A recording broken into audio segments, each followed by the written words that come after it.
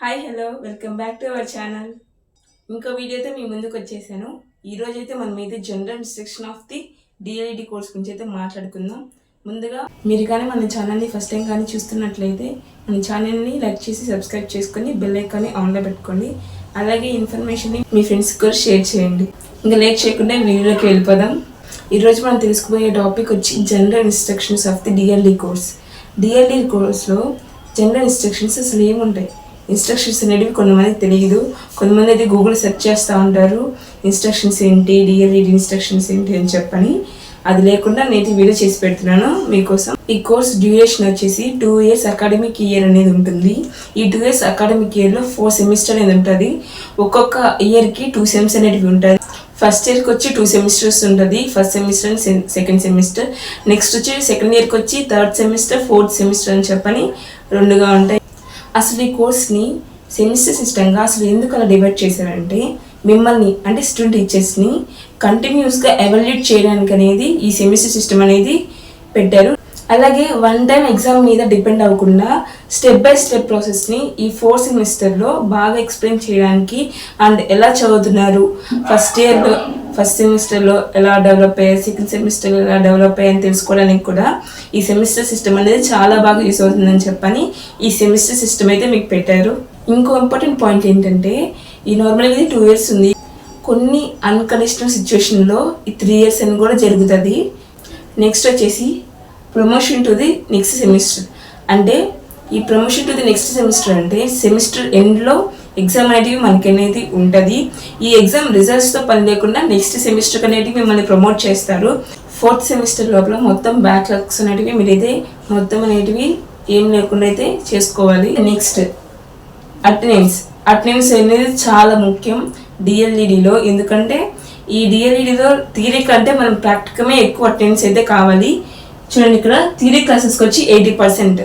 అంటే మీకు రెగ్యులర్గా క్లాసెస్ ఉంటాయి కదా, దానికైతే 80% అనేది ఉన్నది. నెక్స్ట్ వచ్చి ప్రాక్టికమ్స్, అంటే మీరు టీపీసీకి వెళ్తారు, టీచింగ్ ప్రాక్టీస్కి వెళ్తారు, నెక్స్ట్ వచ్చి ఇంటర్న్షిప్కి వెళ్తారు. వీటిలన్నింటిలో మీకు ఎంత ఉండాలంటే 90% అనేది ఉండాలి. ఈ ప్రాక్టికల్కి 90% ఎందుకు ఇచ్చారంటే మీరైతే థియరీ క్లాసెస్లో నేర్చుకుంది ప్రాక్టికల్లో అయితే అప్లై చేయాలి. పిల్లల్ని ఎలా యాక్టివ్గా మన వైపు తిప్పుకోవాలి, ఎలా వాళ్ళనైతే ఎంకరేజ్ చేయాలి, వాళ్ళని ఎలా సపోర్ట్ చేయాలి, ఎలా అండర్స్టాండింగ్ చేసుకోవాలి, ఇవన్నీ అయితే థియరీలో నేర్పిస్తారు. అండ్ మనం ప్రాక్టికల్గా పోయి అక్కడ అప్లై చేయాలి కాబట్టి దానికైతే కొంచెం సమయం అనేది పడుతుంది. కాబట్టి దానికి 90% అటెండెన్స్ అనేది చాలా ఇంపార్టెంట్. అలాగే అటెండెన్స్ అనేది ఎక్కువ ఉంటేనే ఫైనల్ ఎగ్జామ్స్కి అనేది మిమ్మల్ని అలౌ చేస్తారు. 4th point marks distribution. ఈ మార్క్స్ డిస్ట్రిబ్యూషన్లో టోటల్ మార్క్స్ వచ్చి 2800. అంటే 4 సెమిస్టర్స్కి 2 years కలిసి 2800 మార్క్స్ అనేటివి అలాట్ చేశారు. దానిలో వచ్చి థియరీకి వచ్చి 1000 మార్క్స్, ప్రాక్టికం వచ్చి 1800 మార్క్స్. ఇక్కడ చూడండి, గవర్నమెంట్ అనేది థియరీ కంటే ప్రాక్టికంకే ఎక్కువ మార్క్స్ అనేది అలాట్ చేశారు. ఎందుకంటే ప్రాక్టికం అనేది మనం పిల్లలు అంటే మీరు పోయి నేర్చుకోవాలి, పిల్లలతో ఎలా ఇంటరాక్ట్ అయ్యాలని చెప్పని టైం పడుతుంది. కాబట్టి గుడ్ టీచర్ అనేది ఓన్లీ టెక్స్ట్ బుక్ నాలెడ్జ్ ఉంటే సరిపోదు. పిల్లలతో ఎలా ఇంటరాక్ట్ అవ్వాలి, వాళ్ళని ఎలా అర్థం చేసుకోవాలి, వాళ్ళ సైకాలజీ ఏంటి అనేదాన్ని కూడా ప్రాక్టికల్గా అబ్జర్వేషన్ చేస్తారు. కాబట్టి అక్కడ రికార్డ్స్ అనేటివి అలర్ట్ చేస్తారు, మీకు ఎఫ్పిబి అనేటివి అలర్ట్ చేస్తారు, అసైన్మెంట్స్ అనేటివి అలర్ట్ చేస్తారు. కాబట్టి దానికి అనేది ఎక్కువ మార్క్స్ అనేది ఇచ్చారు. ఇప్పుడు ఒక స్టూడెంట్ థియరీలో చాలా అంటే టాపర్ అనుకోండి, అదే ప్రాక్టికంలోకి వచ్చేసరికి కొంచెం లో అనుకోండి, ఆ స్టూడెంట్ అనేది గుడ్ టీచర్ అయితే కాదు. అందుకే స్టూడెంట్ టీచర్ ఖచ్చితంగా థియరీ అండ్ ప్రాక్టికమ్ని 2 అనేది ఒకదానికొకటి లింక్ చేసుకుంటూ అదనేది ప్రాక్టికమ్ని అయితే అప్లై చేయాలి. అందుకనైతే ప్రాక్టికమ్కి 1800 మార్క్స్ అయితే ఇచ్చారు. ఈ డిఎల్ఈడి కోర్స్లో అయితే టీచింగ్ ప్రాక్టీస్ అనేది చాలా ఇంపార్టెంట్. నెక్స్ట్ వచ్చేసి 5th పాయింట్ లైబ్రరీ యాక్టివిటీస్. ఈ లైబ్రరీ యాక్టివిటీస్ అనేది స్టూడెంట్ టీచర్ ఖచ్చితంగా ఒక మంత్కి ఒక ఎడ్యుకేషనల్ బుక్ అనేది చదవాలి. ఆ ఎడ్యుకేషనల్ బుక్స్ ఏంటంటే ఎడ్యుకేషనల్ వాల్యూస్, ప్రొఫెషనల్ ఎథిక్స్ లేదా ఎడ్యుకేషనల్ బుక్స్ అనేటివి చదవాలి. అసలు ఈ బుక్స్ అనేటివి ఎందుకు చదవాలంటే ఈ బుక్స్ చదవడంలో వచ్చే నాలెడ్జ్ని మీరు రేపు ప్రాక్టికల్స్లో అప్లై చేయొచ్చు. అందుకని చెప్పని ఈ బుక్స్ అయితే చదవమని చెప్పని గవర్నమెంట్ అయితే ఆర్డర్ ఇచ్చింది. నెక్స్ట్ వచ్చేసి ఈ చదివిన బుక్ని మీరైతే రివ్యూ అనేది రాయాలి. సపోజ్ ఇప్పుడు మీరు కానీ ఎడ్యుకేషనల్ వాల్యూస్ కానీ లేదా ప్రొఫెషనల్ ఎథిక్స్ బుక్స్ చదివారనుకోండి, ఇప్పుడు ఏం రాయొచ్చు, స్టూడెంట్స్ టీచర్ని ఎలా రెస్పెక్ట్ చేయాలో అని చెప్పని ఒక బుక్ అయితే అదే రివ్యూ అయితే రాయొచ్చు. ఈ బుక్స్ చదవడం వల్ల థింకింగ్ ఎబిలిటీ అనేది చాలా పెరుగుతుంది. ఇప్పుడైతే సిక్స్త్ పాయింట్ ఏంది, రిఫ్లెక్షన్ ఇన్ టీచింగ్ ప్రాక్టీస్. అంటే ఇప్పుడు బుక్స్లో చదివిన దాన్ని టీచింగ్ ప్రాక్టీస్లో అయితే అప్లై చేయాలి.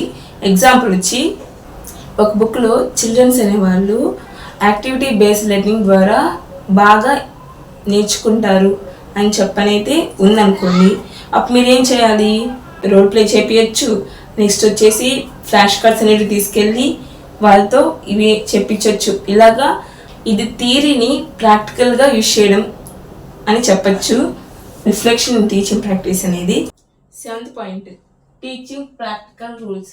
ఈ టీచింగ్ ప్రాక్టికల్ రూల్స్లో ఫస్ట్ వన్ వచ్చేసి బిఫోర్ స్కూల్ అసెంబ్లీ. ఏం చేయాలి, ఈ టీచింగ్ ప్రాక్టీస్ గురించి అయితే నేను వీడియో చేస్తాను ఖచ్చితంగా. మీరైతే మన ఛానల్ అయితే సబ్స్క్రైబ్ చేసి పెట్టుకోండి.